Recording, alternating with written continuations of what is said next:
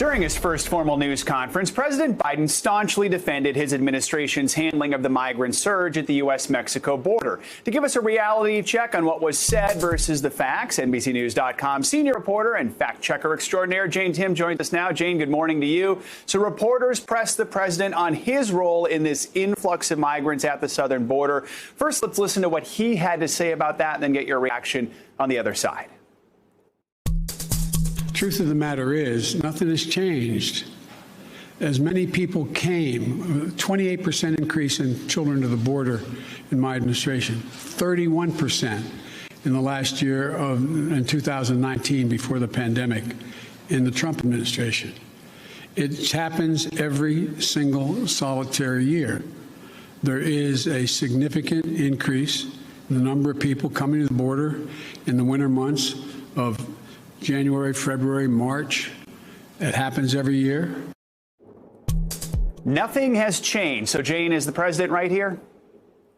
You know, nothing has changed. Pretty sweeping statement. Fact checker eyes went off our radar. But essentially what he's saying is there is a seasonal surge. We know that's true. That does happen every year. But the data he's talking about when he sort of says this is the same surge we saw pre-pandemic under Trump with regards to children is not correct. So when you look at how many children are coming across the border without their parents, that number has surged greatly. And that's the issue that we're seeing, where there's a lot of kids who are in custody because we're not sending them back across the border without their parents, essentially. That's the Biden administration's decision. And we're seeing big surges in that. What's also true is that he's talking about, when he talks about data, he's talking about February data. It's late March. We're in a different month, and the situation has changed. Reporters on the ground say we're actually seeing a lot more of a surge than usual. Now, let's listen to what President Biden had to say about his predecessor's policies and their effect on the current situation at the U.S.-Mexico border. They're coming because of the circumstances in country. In country. The way to deal with this problem, and I started to deal with it back when I was a United States Senator, Vice President, putting together a bipartisan plan of over $700 million to do the root causes of why people are leaving. What did Trump do? He eliminated that funding. He didn't use it. He didn't do it. So, Jane, fact or fiction there?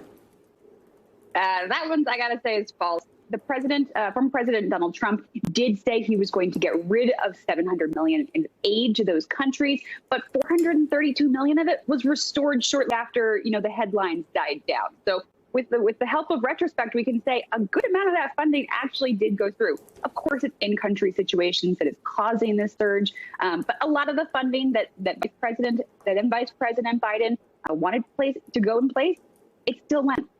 And, Jane, while we have you, another big issue. President Biden had strong words yesterday for Republican efforts across the country to limit access to voting.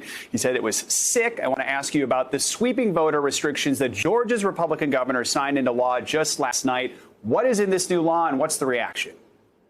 Yeah, literally hours after Biden talked about things that would make early voting wrap up at 5 p.m., Georgia made that happen. Laws that would say you cannot bring snacks or water to people waiting in line to vote. Georgia made that happen. There's actually, Democrats have been incredibly upset about this, voting rights advocates too. We actually saw a Democratic lawmaker arrested and dragged out of the Capitol last night. I think we have that video. For time, like you're going to do something. Are you serious? No, you're not. Represent. She's not under arrest. What is for what? Under arrest for what?